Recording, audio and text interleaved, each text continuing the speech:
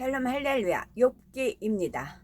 하나님께서 사단의 송사를 허락하심으로 욥에게 본격적으로 시험이 옵니다. 사단은 욥이 축복받았기에 하나님을 경외하는 것이니 욥의 소유물을 거두어 시험하도록 요청했습니다.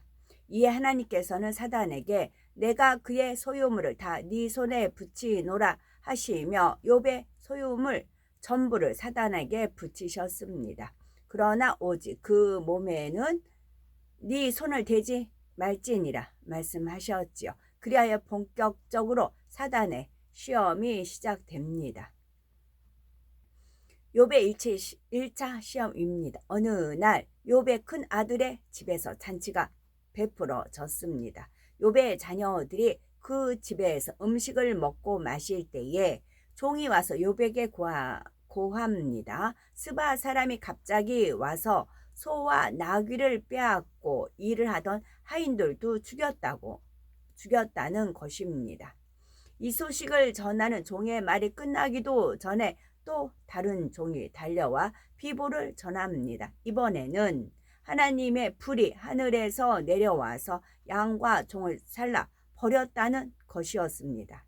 욥의 이러한 재앙은 오늘날 열심히 돈을 벌어 큰 집과 공장을 지었으나 불이 나서 하루아침에 타 버린다거나 태풍이 나서 지진, 홍수 등 천재지변으로 농작물이 크게 피해를 받는 것에 비유할 수가 있지요.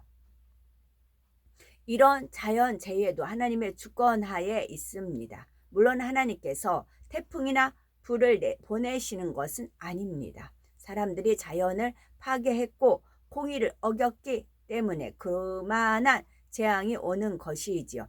천재지변은 누구에게나 똑같이 피해를 주는 것이 아닌가 할 수 있겠지만 하나님을 잘 믿는 사람은 지킴받을 수 있습니다. 예를 들면 농업에 종사하는 분들의 경우는 미리 마음을 주관해 주셔서 가뭄이나 태풍의 영향을 받지 않는 농작물을 심어서 손해를 입지 않을 수가 있는 것입니다. 욥에게 세 번째 재앙이 찾아옵니다. 이번에도 한 종이 재앙에서 찍힘 받아서 소식을 전하러 왔죠. 갈대아 사람이 새 떼를 지어 갑자기 약대에게 달려들어 그것을 빼앗으며 칼로 종을 죽였다는 것이었습니다. 여기서 새 떼를 지었다는 것은 사단이 계획적으로 역사한 것임을 말해줍니다. 즉 갈대아 사람들이 미리 의논하여 우리가 떼를 셋으로 나누어서 여기저기를 치고 재물을 빼앗자 계획했다가 실행에 옮긴 것이지요. 오늘날로 비유하면 주변에 잘 아는 사람들이나 하나님을 믿지 않는 세상 사람들에 의해서 계획적으로 사기를 당해서 재산을 빼앗기는 경우이지요. 세 번째 재앙의 소식을 전하는 종의 말이 끝나기도 전에 또 한 사람이 와서 욥에게 고합니다. 7남 3녀의 자녀들이 잔치를 벌이며 먹고 마실 때 태풍이 불어 집이 무너지면서 모두 죽임을 당한 것입니다. 기둥이라는 아주 중요한 위치를 의미합니다. 여기서 집 내 모퉁이를 쳤다는 것은 욥에게 가장 중요한 대들보 같은 존재인 자녀들을 쳤다는 뜻이죠. 재산이야 잃어도 다시 모을 수 있지만 자녀를 잃으면 다시 얻을 길이 없습니다. 욥과 같은 처지가 되면 대부분의 사람들은 하나님은 너무 가혹하다면서 원망하거나 땅을 치며 대성통곡할 것입니다. 그러나 순전하고 정직했던 욥은 불만 대신에 겉옷을 찢고 머리털을 밀고 땅에 엎드려 경배하며 하나님을 찬송했습니다. 욥이 일어나 겉옷을 찢고 머리털을 밀고 땅에 엎드려 경배하며 가로되 내가 모태에서 적신으로 나와 싸운즉 또한 적신이 그리로 돌아올지라. 주신 자도 여호와시오 취하신 자도 여호와이시오니 여호와의 이름의 찬송을 받으실지니이다 하고 이 모든 일에 욥이 범죄하지 아니하고 하나님을 향하여 어리석게 원망하지 아니하니라 했습니다. 겉옷을 찢는 것은 자신을 겸손하게 낮추었다는 것을 뜻하지요. 자기 자신은 없고 자기의 부족하며 약한 것을 표현한 것입니다. 하나님이 도와주시지 않으면 나는 아무것도 할 수 없다는 뜻이지요. 혹여나 자신이 하나님 앞에 불의한 것이 있는지 돌아보며 내 능력으로 자식을 낳은 것도 아니요 재산을 취한 것도 아닙니다.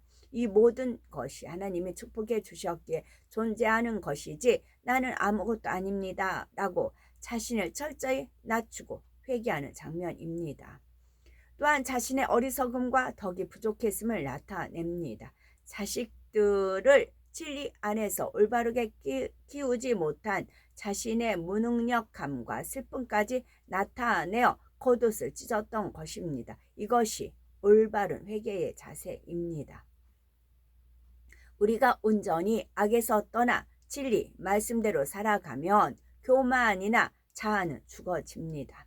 내 안에 진리인 예수 그리스도만 살아 역사하셔야 하지요. 나는 할 수 없지만 주 안에서는 능치 못할 일이 없음을 고백하며 전폭적으로 하나님을 믿고 의뢰해 나가는 사람이라면 설령 자신의 소유를 다 걷어 가셨다 하더라도 하나님께 불평 불만이 나오지 않습니다. 다음으로 머리털을 밀었다는 것은 자기의 모든 것이 없어졌음을 표현하는 것입니다. 고린도전서 11장 3절에 남자의 머리는 그리스도라 말씀합니다. 여기서 머리에는 세 가지 뜻이 있습니다. 앞선다는 것과 위라는 것과 지위가 높다는 것 등이죠. 이처럼 남자에게 머리털은 참으로 중요합니다. 그런데 욥은 자신의 머리털을 밀므로써 내 모든 것을 다 이뤘습니다. 이 모든 것은 하나님이 주셨으며 하나님이 도로 걷어 가셨으니 나는 남은 것이 없습니다 하는 마음을 표현한 것이지요. 당신은 구약 시대였기에 하나님을 향한 신앙을 행위로 나타내었습니다. 욥은 머리털을 밀고 땅에 엎드려 경배하면서 하나님에 대한 자신의 순전함을 굳게 지키고 있는 것입니다.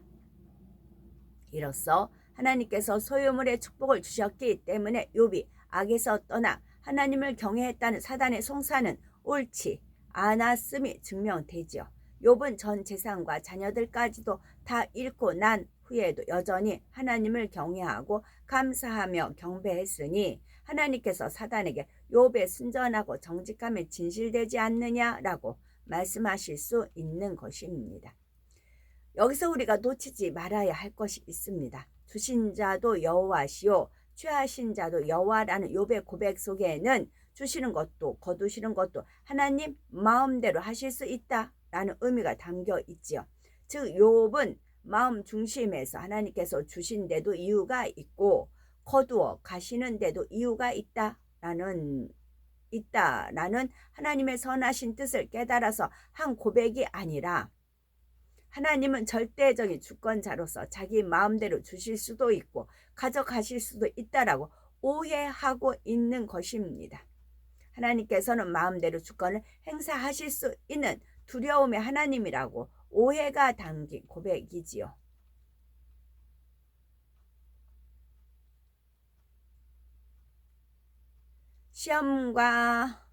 시험과 어려움은 아무런 이유 없이 찾아오지 않습니다.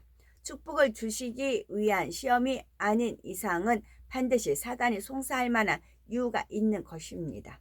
그러니 시험이 왔을 때 자신을 돌아보아 회개하고 돌이켜 하나님의 뜻 가운데 거해야 하며 더 나아가 시험을 통해 자신의 부족한 모습을 깨우쳐 주신 하나님께 감사할 수 있어야 합니다. 이런 경우 시험이 길지 않을 뿐 아니라 오히려 문제를 해결받고 축복받아 하나님께 영광 돌릴 수 있습니다. 욥은 자신이 스스로 악하다고 생각하지 않았지만 깊은 본성 속에 악이 있었기 때문에 하나님께서는 그것을 발견할 수 있도록 시험을 허락하셨습니다.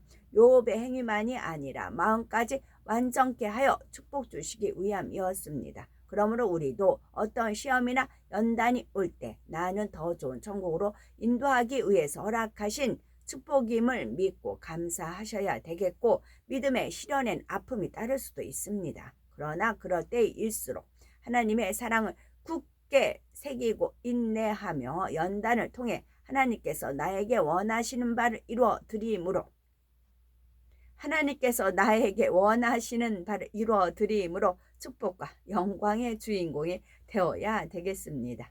아멘.